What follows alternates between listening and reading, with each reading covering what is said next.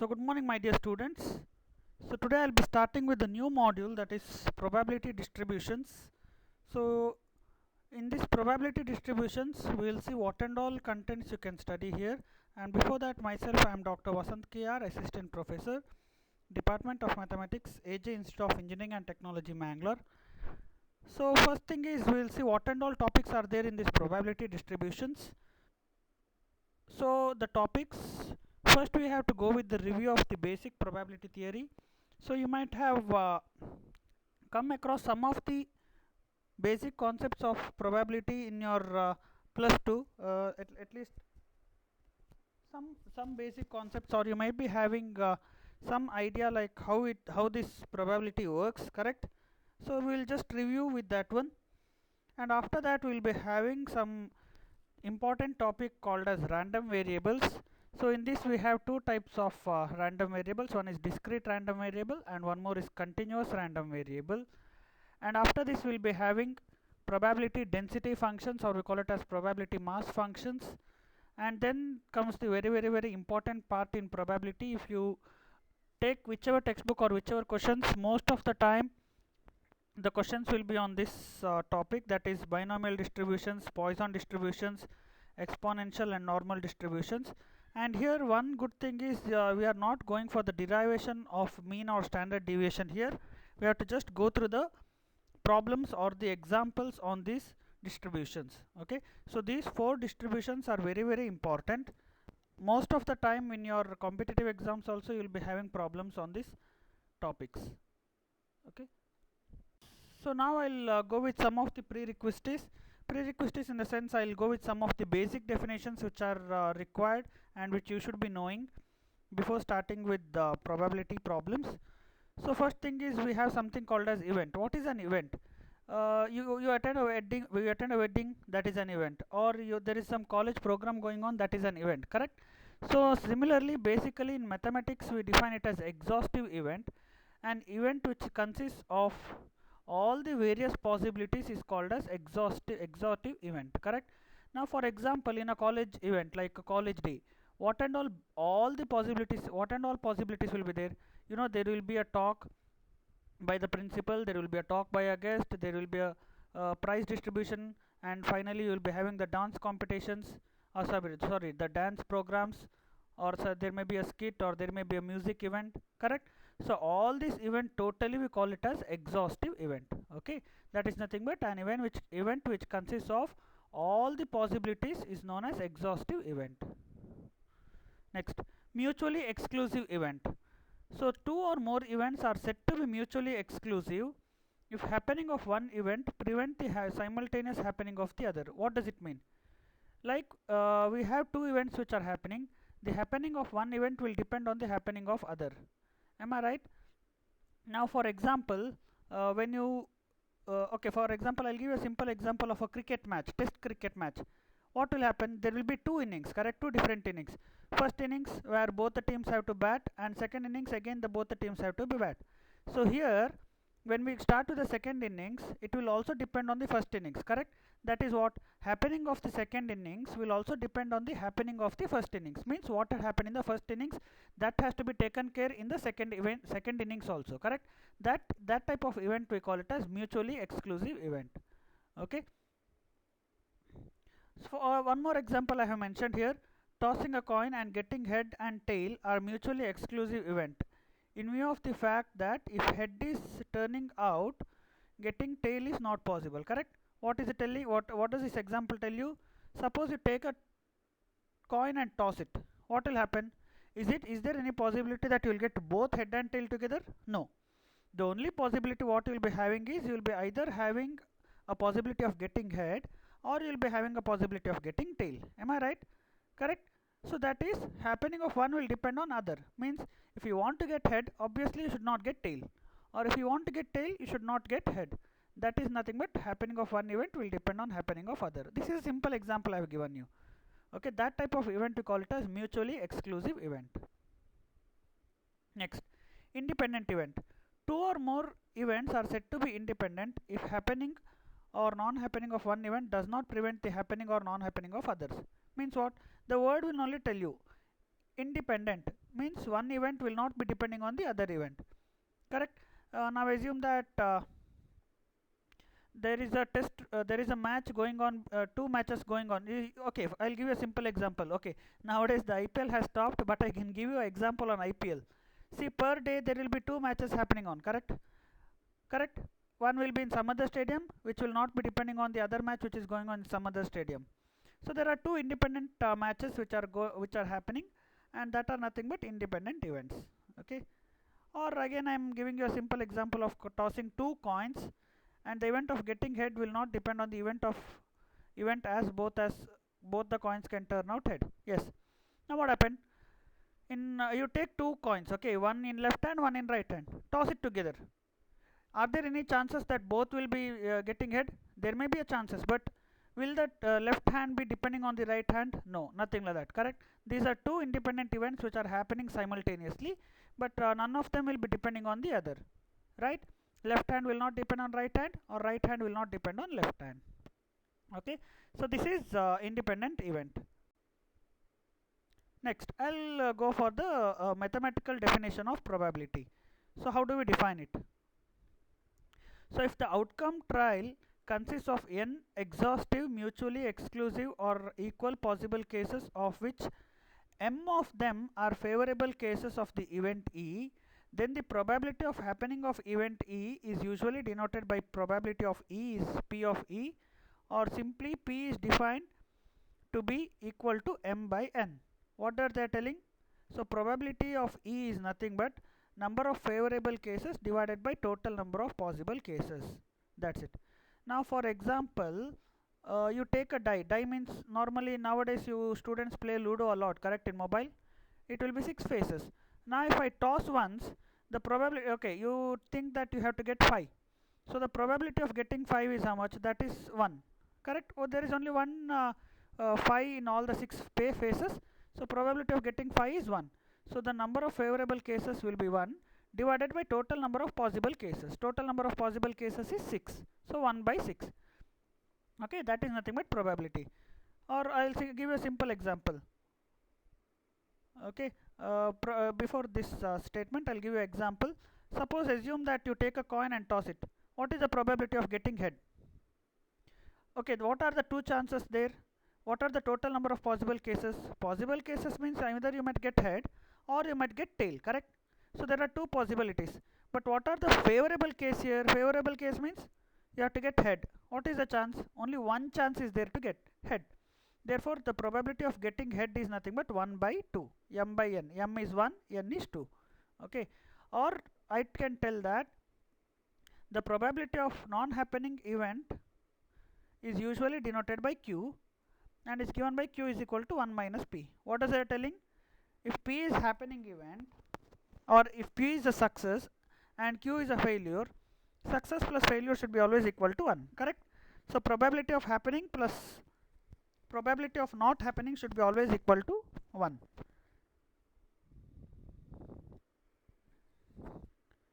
See, that's what I said you. P is also referred as probability of success and q is referred as probability of failure, and their sum should be always equal to 1, correct. Okay, now if probability of E, some event E is equal to 1, then E is called a sure event. Sure event means 100% we will win, correct. And if P of E is equal to 0, then we call it as impossible event. Impossible means what? 100% he will not win, right. Means if the total value is 1, then we can surely tell that he will win the event. If if probability is equal to 0 means what? There are no chances of winning. So it is called as impossible event. Okay. Now here example, two fair coins are tossed. What is the probability of getting one head and one tail? How we can do it? See here, for a fair or unbiased coin, unbiased means what? It's a normal coin. Okay, for each toss of coin, probability of head or probability of tail is always equal to 1 by 2. Am I right?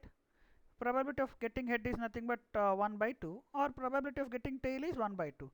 Now actually how many? Next we have something called as addition theorem. So addition theorem, the probability of happening of one event or the other mutually exclusive event is equal to the sum of the probabilities of two events. One event is equal to sum of the probabilities of two events. Or in other words, we can tell that if A and B are the two mutually exclusive events, then probability of A or B is nothing but probability of A plus probability of B. Okay, this is addition theorem. Product theorem. If a compound event is made up of independent events, then the probability of happening of the compound event is equal to the product of possibilities of the independent events. See, here we are using mutually exclusive event, means probability of A will mutually depend on probability of B also. But here what happens? Probability of A is the independent event, probability of B is independent event. If you take together, then it is nothing but probability of A and B. Here it is A or B, here it is A and B. So please be careful with this one. This is OR and this is AND here. Product is nothing but A and B, addition is nothing but A or B. Okay. Okay, next.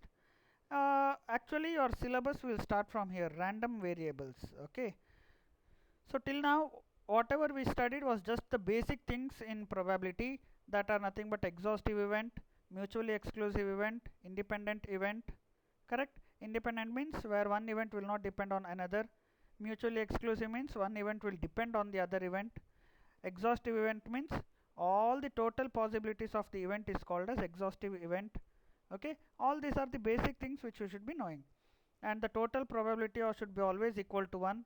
One more point, and also remember that the probability value whatever we obtain, it should not be greater than 1. Am I right? Can the probability be total equal greater than 1? Not possible at all. Always remember one thing, if the word probability is there, then your answer should be between 0 and 1. If you are getting even negative or greater than 1, then your answer is wrong. Okay, so with these basic things I will start with the topic random variable. So what is a random variable? A random variable is a rule which assigns a numerical value to each and every outcome of the experiment. What does it does? Means it will assign a numerical value. It will assign some value. To which it will assign? It will assign to each and every outcome of the experiment. Means when we do an experiment, we will get some output, correct, outcome. And for that outcome, if we give some numerical value, then that is nothing but a random variable. Okay. Or I can tell that in other words, it is a function from a sample space S to the set of all real numbers. For sample space S, it is mapped to set of all real numbers. Function, correct? Fx is a function where sample space S is a set of all real numbers. S is mapped to all the real numbers. Okay. For example, consider a random experiment of tossing 3 fair coins. Okay, what happens when I toss 3 fair coins? What are the possibilities here? So when I toss a 3 fair coin, which are the possibilities? See, either I might get all heads once, or I might get 2 head and 1 tail, or I might get 1 head, 1 tail and 1 head, or I might get tail head head, or I might get tail tail head, or I might get tail head tail, or I might get head tail tail, or I might get all tails, correct? So what are these? These are exhaustive event. What does it mean? I mean all the possibilities I have written here, correct? So this is your S. Now we'll define X as a number of heads that appear, means I am defining X, correct? See here, defining X to S, that should be a real number. See here, S is mapped to a real number. So we are defining X as a number of heads that appear. So what are the possibilities? So here in the first case, H H H, what are the total number of heads obtained here? 3. See here, we are getting a real number, correct? We are assuming it, we are assigning it. In the second case, how many heads? 2 heads. In third case, how many heads? 2 heads. In fourth case, again 2 heads. In fifth case, 1 head. Sixth case, again 1 head. Seventh case is again 1 head. And finally at eighth case, all are tails, so we are not getting any head, so it is 0. Correct? So we can tell that they had just tell me that consider a random experiment of tossing 3 fair coins. So we defined yes. What is yes? Yes means you have to write all the possibilities which are available when you toss a 3 coin. Then we'll define x. X is defined for the number of heads. If they ask you to define for number of tail, you can define for number of tail. Okay, and then we have to go on giving the number. That is nothing but random variable. Or we have another example here. While tossing a coin, suppose the value 1 is associated to the outcome head. Means they are telling that if you get head, its value is how much? If its real number is how much? 1. And 0 for outcome tail. Means if you are getting tail, what is the real number? 0. Then we can write the sample space as sample space. What are the possibilities? Either you might get head or only tail. Two possibilities. And if x is a random variable, then x of h means x of head is 1 and x of tail is 0. So what is the range of that x? Range of that x is 0 comma 1. Means it should be between 0 and 1. Okay. Next I'll come for the topic called as discrete and continuous random variables. So most of the time in your exam you can expect a question from this discrete or continuous random variables. Okay. So first we'll go for the definitions of this, and my dear students, keep one thing in mind. Here the definitions plays an important role. If you don't know the proper definition, I mean the formula, it will be very difficult for you. Okay. So first I'll go for discrete. What is discrete random variable? If a random variable takes finite or countably infinite number of values, then it is called as discrete random variables. I am stressing the word finite and countably infinite. What does it mean? Finite and countably infinite. Finite means okay. Finite means we can count how many numbers are there, correct? What do you mean by countably infinite? Okay, for that I'll just give you an example. Now you tell me. Tossing a coin and observing the outcome. Yes, is it a discrete function or is it finite term? Yes. Observing the outcome. See, I can toss a coin and I can keep on observing the outcome, correct? So countably infinitely. Infinitely many times I can toss, but I will be knowing the result, right? I can observe the result. Or another example, tossing coins and observe the number of heads which turns up, correct? So you keep on tossing a coin countably infinitely many times, but I can be counting it, I can count it, and see how many heads will turns up, correct? So these are the examples for discrete random variables. Or you can tell that discrete random variables takes infinitely or finite or countably infinite numbers. Then what will be continuous random variable? So if a random variable takes non-uncountable infinite numbers of values, then it is called as non-discrete or simply continuous random variables. What example can you give you? Okay, I'll give you an example like count the number of shortest persons in the entire world. Is it possible? No. Or count the number of stars present in the sky. Is it possible? No. Correct. Or can you tell me what are the weights of article? Or can you tell me what are the length of nails produced by a machine? All these are non-countable infinite number, and these are called as continuous random variable. Okay. Once when I start with the problem, you will understand this again. But remember, discrete means we can count it, continuous means we cannot count it. That's it, in a very simple way. So in generally, countable problems correspond to discrete random variables, and measuring problems correspond to continuous random variable. Correct? Now, okay, I'll give you another example. Can you count milk in terms of kgs? Not possible. Correct? It is always measured in terms of liters only. Right? Same way. All those are continuous random variables. Okay. Next, what is this probability function and discrete probability function?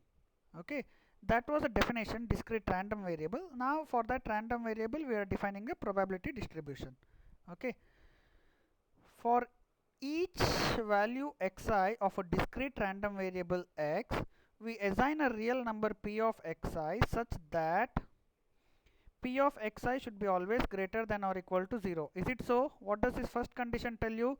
See, whenever I put a box, that indicates that that is very very important and you have to remember that. So what is the condition for discrete probability function? P of xi should be always greater than or equal to 0. What does it tell? The probability value should be always positive. Am I right? Yes.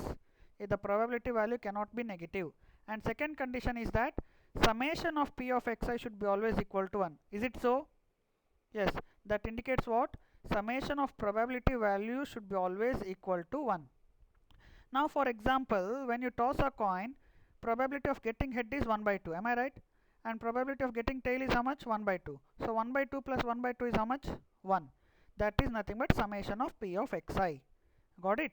So when I add all the possibilities, means probability of success plus probability of failure should be always equal to 1. If you are not getting 1, then your it is not a discrete probability distribution. Clear? So these two conditions we have to remember here. What is that? First thing is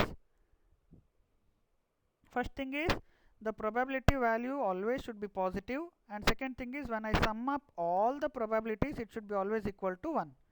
Then this function P of x is called as probability function. Okay. Now if the probability of that x takes the values xi is pi, then we call it as probability of xi in a simple way. That's it. You don't need to worry about that. You just remember this. This is more than enough. Okay. Then the set of values xi into P of xi is called as discrete, or in the bracket I have written it as finite probability distribution of a discrete random variable x. And also the function P of x is called as the probability distribution function, PDF. Okay, function P of x is called as probability distribution function, and in my problems I will be writing it as PDF only. Okay, or we call it as probability mass function, density or mass, correct? PDF or PMF. This is one more very important term. Remember this also. So the distribution function, or we also call it as cumulative distribution function, is denoted by f of x. Okay, if they ask you the word distribution function in the question, or if they ask you cumulative distribution function, then it is nothing but f of x. Probability distribution function is what? P of x. Cumulative distribution function is f of x. That is nothing but summation of I equal to 1 to x P of xi, where x being an integer. In the problem, one problem I have solved I'll tell you how to find out cumulative distribution function. Okay, even this is a very important question. Comes the important point here. How will you calculate the mean and variance of a discrete probability distribution with the PDF or probability density function P of x? So it is defined as, so mean is nothing but what? Expectation of x, or that is simply summation of x into P of x. So they will be giving a table, it will be having a values of x, and it will be having the probability of x. Okay, so x into P of x will give me what? Mean, expectation of x. We call it as expectation of x, or the notation is mu. And what will be variance?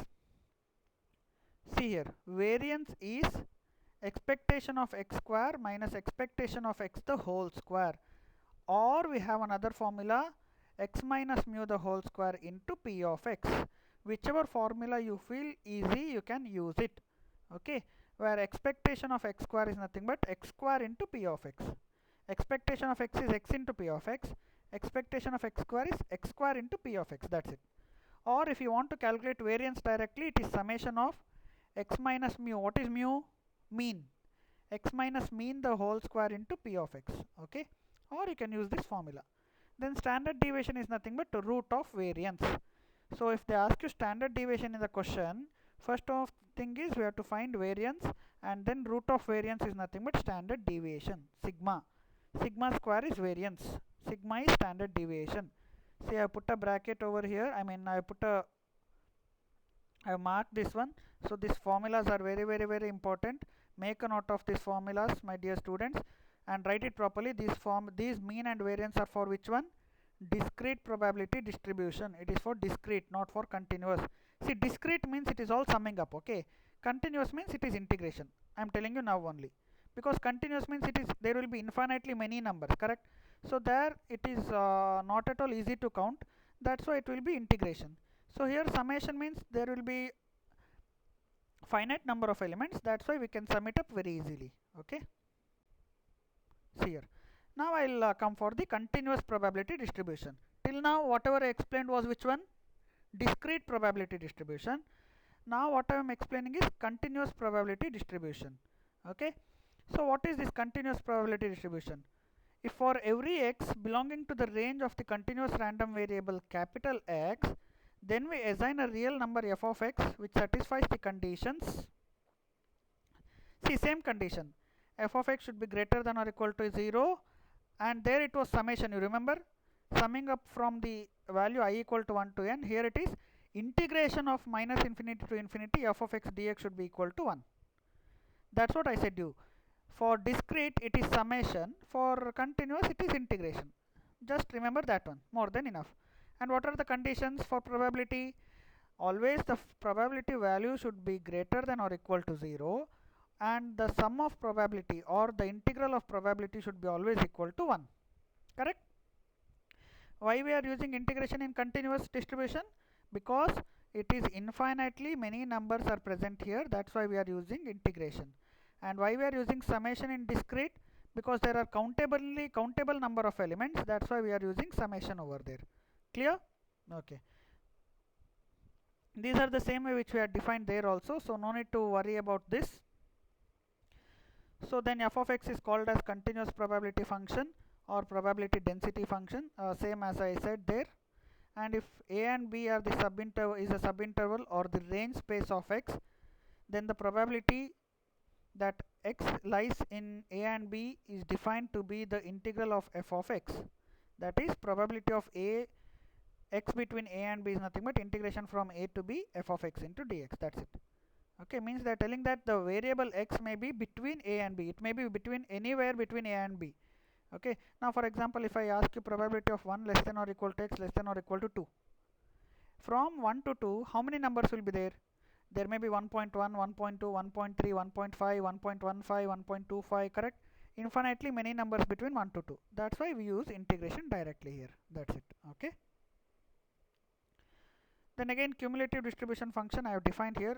There I had defined once, but again I am defining here. Summation I equal to 1 to n p of xi. So then again here also for continuous we have to go for mean and variance, correct? What are mean and variance of continuous probability function? As I said, continuous mean is always defined as mu, which is equal to expectation of x, or that is equal to integration from minus infinity to infinity x into p of x dx, correct? Same as we do there also, but here instead of summation we are taking integration. And what is variance? Variance is integration from minus infinity to infinity x minus mu the whole square into p of x dx, or we can use another formula, expectation of x square minus expectation of x the whole square. But how do you calculate expectation of x square? It is integration of x square into p of x. What is expectation of x? X into p of x. What is expectation of x square? X square into p of x. Then standard deviation is nothing but what? Root of variance. Clear? I hope you are clear with these formulas. So my dear students, you have to just remember what is discrete random variable, what is the condition for discrete random variable, how do you calculate mean and variance of a discrete random variable. That is one part. Second part, you have to remember which one? What is continuous random variable, what are the condition for continuous random variable, and how do you calculate mean and variance of condition random continuous probability distribution. That's it. Okay. So now I'll just explain you one simple example here. Then the remaining problems I'll do it in my next video. Okay. So here a coin is tossed twice. A random variable x represents the number of heads turning up. Find the discrete probability distribution function of x and also find its mean and variance. So what they're asking? They're telling you that a coin is tossed twice. How many times they're tossing? Twice. Okay. And the x, that is the real number, is defined for which one? Head turning up. Find the discrete probability distribution for x. Okay. So now when it is tossed twice, what are the possibilities? Either I might get head, right? Or I might get what? Head or tail. Or I might get tail first and then head. Or I might get both the times tail, correct? There are only 4 possibilities. Now the random variable x is defined for what? Getting number of heads. So my x is defined as head is head. Wherever head is there, I have to take. How many heads are there here? 2. In second case, 1 head. In third case, 1 head. In fourth case, there is no head. Correct? So just see here how I am writing my probability now. So probability of getting head in both the cases are 1 divided by 4. What is 1? 1 is probability of success. Success is what? When you get head in both the trials, we call it as success. Correct? So probability of getting head is 1 by 4. Why 4? Because how many case possibilities are there? 4 possibilities are there. So out of that 4 possibilities, getting head in both the tosses is nothing but only once. Am I right? See here. What is the chance of getting both the head? Only one chance, that is head head. So it is 1 by 4. What is probability of tail head? Again it is 1 by 4. Correct? What is the chance of getting tail head here? Only one chance out of 4 chances. So 1 by 4. Similarly, you write all the possibilities. Okay. Now there is one more chance here. Probability of x equal to 1, that is 1 head. But 1 head can be obtained in 2 ways. Which are those 2 ways?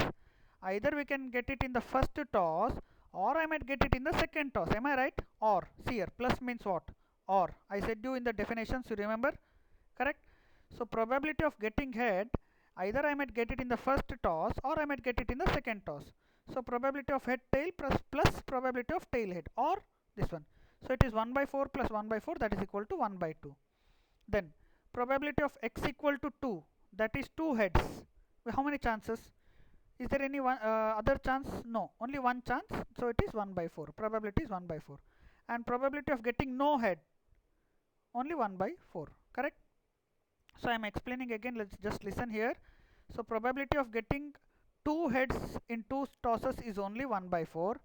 Probability of getting no head is 1 by 4. But probability of getting only one head is how much? 1 by 2. Why it is 1 by 2?